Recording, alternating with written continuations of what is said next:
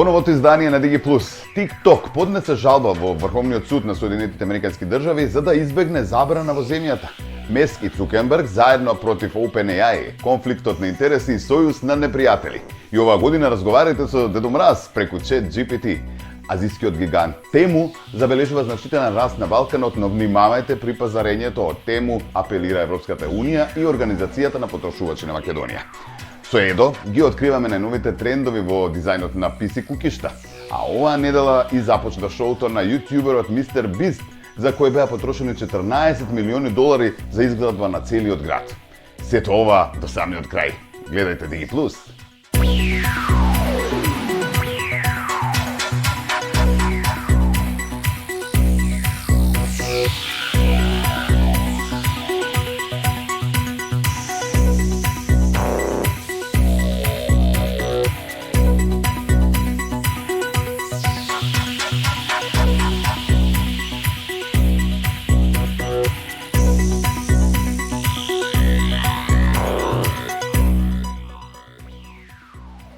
Еве не, во ново издание на дигиталните вести, кои овој пат ќе ги следат најактуелните информации и иновации во светот на технологијата.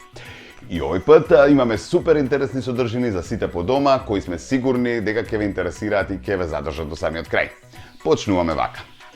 TikTok поднесе жалба до Врховниот суд на Соединетите Американски држави во последен обид да спречи евентуална забрана во земјата. Кинеската платформа ја оспорува одлуката за промена на сопственоста, која е базирана на загриженоста на националната безбедност. Со 170 милиони корисници во САД, TikTok се бори за својата иднина на американскиот пазар. Кинеската платформа за споделување кратки видеа TikTok направи последен обид да спречи евентуална забрана во САД со поднесување жалба до Врховниот суд, пренесуваат од ДПА. Платформата во собственост на ByteDance со седиште во Пекинг неделава поднесе жалба за да го оспори законот на САД со кој што се бара да ја промени собственоста до 19 јануари или да стане недостапна за преземање во САД. Образложението зад законот, кој стапи во сила во април, го наведува ризикот од Кина да добие пристап до американските податоци преку платформата и да изврши политичко влијание во земјата. Американскиот председател Џо Бајден има овластување да го продолжи рокот за промена на собственоста за 3 месеци, но TikTok досега одбиваше да размислува на таков чекор. Минатата недела, апелациониот суд во главниот град Вашингтон го прогласи усвоениот правен акт против TikTok за правен.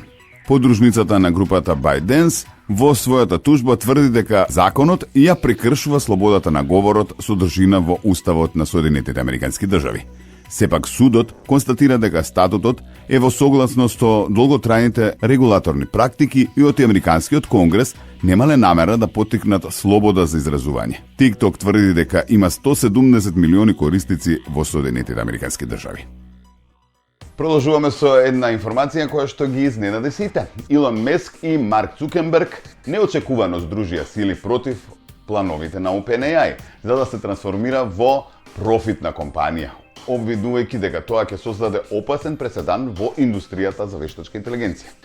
Овој сојуз на поранешни ривали отвара прашање за иднината на стартапите и регулативите во AI секторот.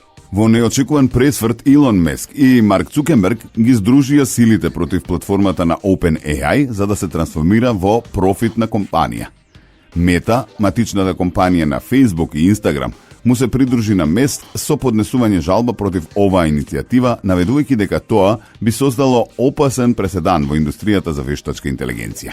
Мета напиша писмо до државниот обвинител на Калифорнија, Роб Бонта, предупредувајќи дека ваквите промени ќе им овозможат на стартапи да профитираат од привилегиите на непрофитниот статус, истовремено привлекувајќи огромни даночни поволности. OpenAI, од друга страна, тврди дека преминот кон профитен модел ќе ја овозможи засилена поддршка за незината мисија да обезбеди користење на вештачката интелигенција во интерес на човештвото. Меск, кој е основач на XAI и поранешен инвеститор во OpenAI, исто така поднесе правен предизвик против оваа транзиција. Според него, OpenAI ја напуштила својата првична непрофитна цел, ставајќи ги интересите на инвеститорите над јавните. Мета ја поддржува оваа позиција, дополнително нагласувајќи дека ситуацијата ќе има сеизмички импликации врз целата индустрија. Цукерберг и Маск, иако конкуренти и ривали, ја оправдаа соработката со изреката "Непријателот на мојот непријател е пријател".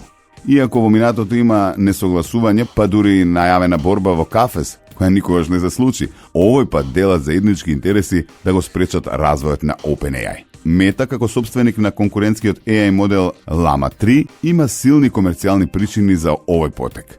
Во меѓувреме, OpenAI е поддржана од Microsoft, еден од најголемите инвеститори, како и од Apple, која интегрира вештачката интелигенција во своите системи. Паралелно се појавија документи кои наводно покажуваат дека Маск самиот во 2017 година поттикнал идеја за профитна структура на OpenAI, но тие наоди се уште не се потврдени. Аналитичарите укажуваат дека исходот од овој судир ќе постави стандарди за идното регулирање на стартапите, како и за моделите на финансирањето во вештачката интелигенција. За OpenAI, оваа битка доаѓа по успешното затворање на кругот на финансирање од 6,6 милиарди долари, што ја процени компанијата на 157 милиарди долари. И покрај првичните пречки и јавната критика, OpenAI продолжува да инсистира на својата мисија. Од компанијата исакнува дека транзицијата кон профитен модел е неопходна за да се одржи растот и развојот, но критичарите ја нарекуваат оваа промена предавство на првичната верзија. Како минатата година, така и ова. ChatGPT доби нова празнична функција, овозможувајќи му да разговара со гласот на Дедо Мраз. Ова опција, достапна до крајот на декември, носи магија и празнично расположение за корисниците на сите уреди. Со познатото хоу-хоу-хоу, оваа опција е совршен додаток за празничните моменти во семејството. ChatGPT сега разговара како Дедо Мраз. Празнична магија достапна за сите. Во текот на декември, OpenAI представи возбудлива празнична функција за сите корисници на ChatGPT. Чет-ботот сега може да разговара со гласот на Дедо Мраз, нудејќи незаборавно искуство за сите што веќе се во празничниот дух. Оваа опција ќе биде достапна до крајот на месецот и е совршена за оние што сакаат да внесат магијата на Северниот пол во своето секојдневие. Како да го активирате гласот на Дедо Мраз?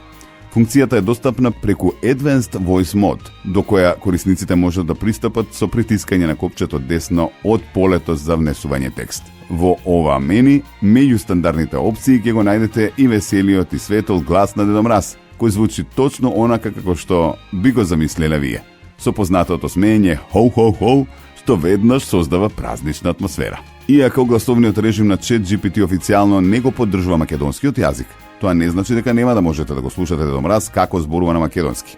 Доволно е само да му кажете на кој јазик сакате да разговарате и чет-ботот ќе го прилагоди својот говор според вашите барања. Гласот на Дедо Мраз е достапен и за корисниците на мобилните услуги и за оние што ја користат апликацијата на компјутер. Без разлика дали ќе сакате да го активирате додека сте дома или во движење, оваа функција е лесно достапна и компатибилна со различни уреди.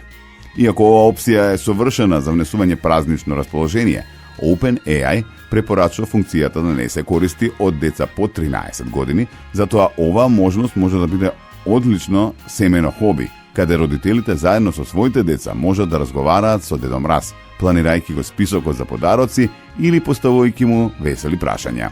Функцијата не е само за слушање. Корисниците можат да искористат оваа можност за да водат интересни разговори со Дедо Мраз. Например, поставете му прашање за животот на Северниот пол, замолете го да раскаже празнична приказна, побарајте совет за совршен подарок, дознаете дали сте на неговиот список на добрите деца.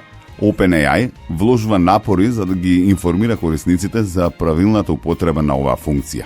Иако е дизајнирана да донесе радост и забава, важно е корисниците да ја употребуваат одговорно и во согласност со препораките на компанијата. Со оваа празнична функција, OpenAI докажува дека технологијата може да биде и забавна и празнична. Без разлика дали ја користите само за себе, за вашите деца или за забава со пријателите, гласот на Дедо Мраз ќе внесе топлина и магија во вашиот декември.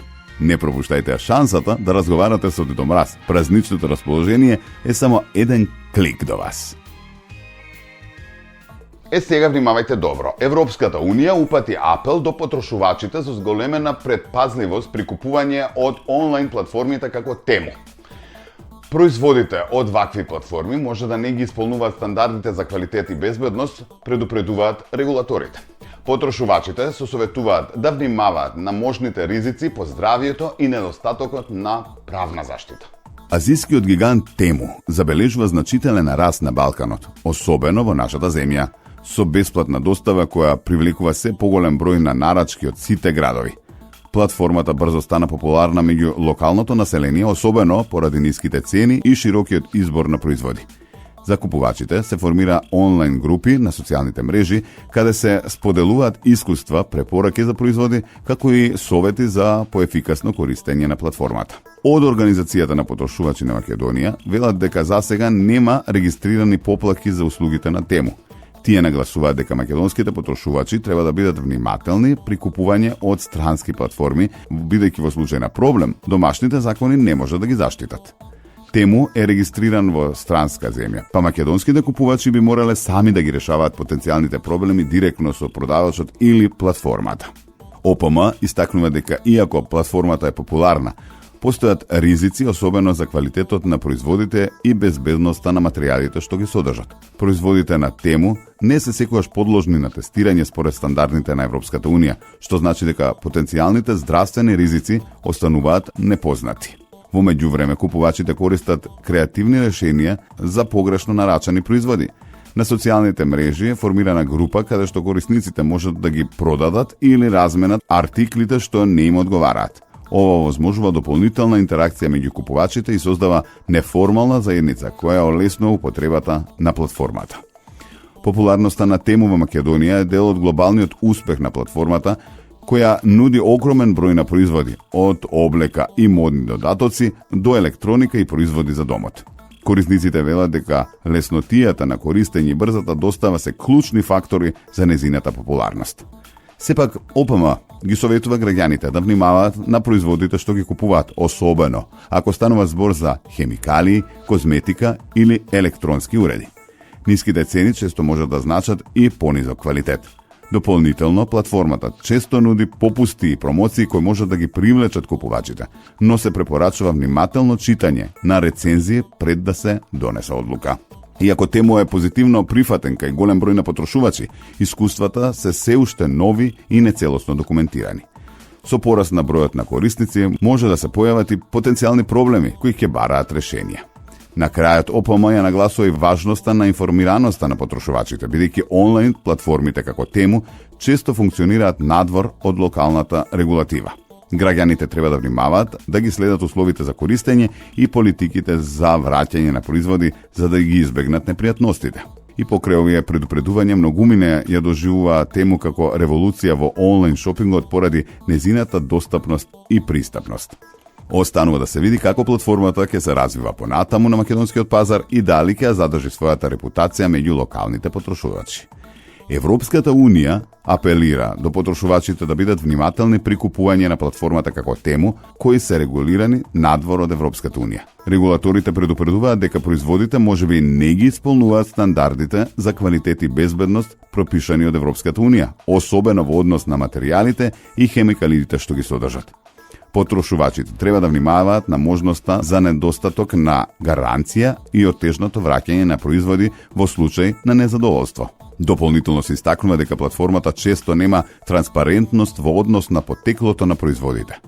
ЕУ подсетува дека онлайн пазарењето треба да се врши со предпазливост за да се избегнат ризици по здравието и правата на потрошувачите. А сега мобилните во рака. Време е да ме подсетам дека и оваа емисија продолжува соработката со нашите пријатели Анхоч, со кој што и овој пат ви подготвивме преку скенирање на QR кодот интересни изненадувања. Односно, ќе ве однесеме до линкот каде што ги имате сите оние расположливи попусти кои што во Анхоч ги има во моментов во областа на геймингот или категоријата на PC додатоци. Така што зирнете што се има преку апликацијата која што ја гледате долу, односно преку QR кодот. А сега со Едо да ви ги презентираме најновите трендови во дизајнот на PC кукиштата. Добро дојдовте во Анхоч. Со денешната дружба ќе ви презентирам неколку информации за новите трендови кои што се наоѓаат со кукиштата. Имено сега кукиштата се составен дел од вашиот интериер, од вашиот дом. Тие веќе не се нешто што стоат доле од оздола и каде што само ги убираме не сакајќи со нозет. Туку тие се сега и веќе некои ги викаат и уметнички, односно арт или се едно како и да ги викаат, но сега веќе тие се дел од вашето биро. Што е доброто кај новите кукишта. Сега ова конкретно е NZXT H9 Elite кукиштето, но повеќето се на овој принцип направени. Направени се со стакло од оваа страна и тоа темперд глас, темпирано стакло, тоа е што е направено баш подцврсто и со стакло од оваа страна. Поинтата е компјутерските компоненти да можат да дишат и секако да има многу добар воздух, проток на воздух, не само за да дишат, за да може они да работат како што треба, туку и да бидат изладени убаво и сето тоа естетски да изгледа многу згодно. Една предност кај овие работи, кај овие вака големи кукишта, како што може да видите веќе онака цела рака може да влезе во ова кукиште, е тоа што имаат голем простор за големите графички кои што бевте веќе запознани во едни од нашите претходни дружења, дека тие се доста големи графички, доста мокни, доста се дебели, се големи. Мора да има простор за нив, да може да се ладат. И исто така, сето тоа да биде убаво скриено позади со кейбл менеджмент, односно менаџирање на каблите, кое што го правиме од задната страна на кукиштето, за да можеме да го покажеме нашиот билд, односно да можеме да го презентираме на други, па и на себе, тоа нашето дело што сме го креирале тука. Па некогаш може да се стави по некое украсче внатре, некој фанко поп, можеби некое малечко бонсај дрво и сето тоа да изгледа убаво. Сега ако некој сака шарено, може и RGB-то да го уклучи, затоа што сите вентилатори веќе доаѓаат со RGB, како и компонентите, нешто има на матичните, на кулерите исто така има RGB, или па некој доколку сака да биде најнормален дизајн, може само да ги исклучи, да го исклучи осветлувањето на кукиштето и сепак тоа да изгледа убаво и елегантно, да не дречи многу, а да е украсен дел од самиот простор на кој што седиме ние на самото биро. Има и бели, има и црни верзии од кукиштата, претежно се такви, многу ретко да има некоја друга боја. Имаме, например, и розови кукишта, но тие се малце поспецифични, зборам поспецифични по вкус. Така да, белите и црните секогаш се во тренд, секогаш се во избор. Обично сега белите во последно време се купуваат, бидејќи сакаат да се истакнат уште повеќе компонентите. Но внимавајте, кога веќе користите, имате бело кукиште, а и што брзо ќе се валка, тоа го знаеме сите, што брзо ќе собере прашина, тоа е една работа. Втора работа е тоа што мора да се знае кај овие кукишта е дека кога имаме бела овакво и матична, или треба да имаме контраст, значи матичната плоча и компонентите да бидат црни, а ако компонентите и матичната плоча не се црни, да не бидат оние зелените дречи како што беа порано, па за да се биде сите бои да бидат искомбинирани во едно. Така да, или правиме контраст, уметнички баш контраст, црно-бело, или пак правиме скроз бели компоненти ставаме внатре. Имаме и бели компоненти, бели матични, бели графички, бели RAM мемории, бели кулери и баш така да биде all snow white кукиштето, односно целосниот компјутер. И за на крај, функционалноста да не ја заборавиме. USB портите кои што се и приклучоците, односно излез-лез. USB порти секогаш обично на модерните кукишта, но вие што се по high-end кукишта стојат секогаш горе и да може полесно, например, да прикачиме некој USB, некој Type-C, слушалките, микрофона да можеме лесно да ги прикачиме, не мора да се тегнеме дури од позади на матичната плоча да ги вклучиме. И кога сме веќе кај практичноста на компјутерите, морам да напоменам дека цената на едно кукиште сушност ја одредува како оно изградено и кога веќе самите го правиме компјутерот, рабовите позади кои што се на самото кукиште мора да бидат меки за да не си ги исечеме прстите. Колку што се поевтини кукиштата, толку се погруби направени. Например, ова е од поскапите кукишта е многу цврсто, многу е солидно, додека поевтините кукишта знаат да се виткаат пластиките, знаатоштрите рабови да бидат многу акцентирани, многу да сметаат и се да биде некако така тешко додека се заштрафи, додека се отштрафи, додека колку што повеќе инвестираме во кукиштото, толку полесно за нас ние да го направиме. Верувам ви беше интересно да го изслушате до самиот крај со презентацијата на сите нови трендови во дизајнот на PC куќиштата и нивните функционалности и се она што е поврзано токму со денешните куќишта и компјутери. Секогаш е интересно да се видат и новитетите кои што Ванкоч ги има за сите вас, а по рекламите ќе се задржиме на спектакуларниот YouTube проект на Мистер Бист. Колку чини и сите детали ги дознаваме за кратко.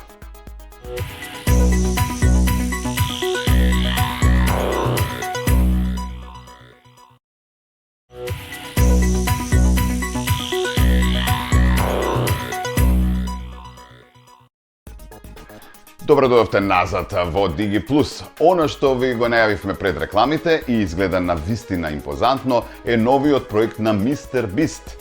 Звездата на YouTube во соработка со Amazon Prime Video создаде нов неверојатен проект The Beast Games со инвестиција од над $100 милиони, вклучително изградба на мал град вреден 14 милиони. Шоуто ќе биде спектакл со над 1000 надпреварувачи кои што се бараат за награда од $5 милиони.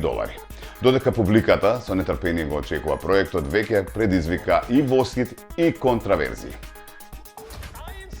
Звездата на YouTube Мистер Бист повторно го привлекува вниманието на јавноста, а овој пат со грандиозниот проект наречен The Beast Game. Според неговите откритија, компанијата Beast Games, поддржана од Amazon Prime Video, потрошиле неверојатни $14 милиони за изградба на мал град специјално за снимањето на ова шоу. Проектот, најавен како најголемо шоу за игра во историјата, дебитираше на 19 декември и е замислен како серија од 10 епизоди. Во него ќе учествуваат над 1000 надпреварувачи кои ќе се надпреваруваат за главна награда од $5 милиони. Мистер Бист веќе привлече огромна публика со тизерот објавен на 25 ноември, во кој го најави амбициозниот проект. Сепак, иако спектакуларната природа на шоуто ги воодушеви многумина, не недостасуваат и критики. Производството, кое вкупно чинело над $100 милиони, се соочи со контраверзии поврзани со безбедноста на надпреварувачите и тимот. Неколку членови на продукцијата биле хоспитализирани поради паѓање на сценографијата, а надпреварувачите се жалеле на нехумани услови, вклучувајќи долго чекање и недостиг на соодветни хигиенски и здравствени стандарди. Овие проблеми доведоа до правни тужби против јутјуберот, што го отвори прашањето за одговорноста на креаторите на вакви масивни проекти. Мистер Бист за критиките одговори со тврдење дека проектот е создаден за Prime Video, а не за неговиот канал на YouTube и дека тоа е обид да се понуди нешто уникатно и невидено досега. Градот создаден за шоуто е замислен како реална платформа за сложени и визуелно импресивни надпревари. Од сложени полигони до интерактивни елементи, продукцијскиот тим работел на секој детал, овозможувајќи уникатно искуство и за учесниците и за гледачите. Овој проект покажува како новите медиуми и гигантите како Амазон го редефинираат начинот на кој публиката ужива во содржините. Се очекува дека шоуто ќе стане глобален хит и ќе привлече милиони гледачи, особено фановите на Мистер Бист, кои се на трпение чекаат да го видат крајниот резултат. И покрај скапиот буџет, многумина сметаат дека шоуто ќе ги постави новите стандарди за креативност и продукција во забавната индустрија. Сепак, отворено останува прашањето дали овие спектакуларни проекти ја оправдуваат цената, особено во време кога критиките за расипништво се поголеми. Без разлика на исходот, The Beast Games продолжува да турка границата на можностите во дигиталната индустрија. You'll get to see which one of those 1,000 people wins this $5 million in cash. I'm going to start the show. Head over to Prime Video and watch Beast Games. I am standing on $5 million of real money, the largest grand prize in entertainment history. Веќе можете да ги видите и првите епизоди на ова шоу на Мистер Бист, а се разбира кога сте веќе на YouTube, не пропуштајте да дзирнете ако нешто не сте изгледале досега од нашите емисии од првата и од оваа втора сезона на DigiTV МК преку нашиот канал на YouTube. Исто така имате на сите социјални мрежи, а можете да ги дознаете и сите новитети преку нашата веб страна digitv.mk. Ви посакувам убав остаток од денот, следете на сите овие можни начини и до следната недела ви ветуваме добра забава во истото време на Телма. Чао!